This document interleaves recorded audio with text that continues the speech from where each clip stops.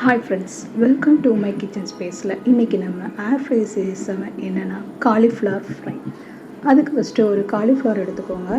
அதை வந்து குட்டி குட்டி பூவாக நம்ம பிரிச்சுக்கிட்டு ஒரு பாத்திரத்தில் தண்ணி வச்சு அதில் உப்பு மஞ்சத்தூள் போட்டு அந்த காலிஃப்ளவரை ஒரு 10 நிமிஷம் பாயில் பண்ணி எடுத்துக்கோங்க.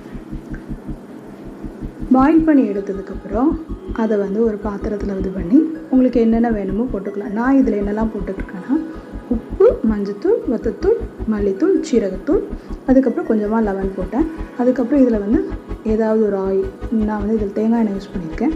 யூஸ் பண்ணி லைட்டாக விரவி வச்சுக்கோங்க.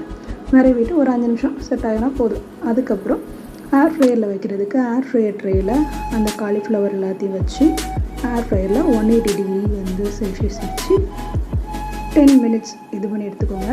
அதுக்கப்புறம் லைட்டாக அப்படி திருப்பி போட்டு எக்ஸ்ட்ரா ஒரு 5 மினிட்ஸ் சூப்பராக ரெடி ஆகும்.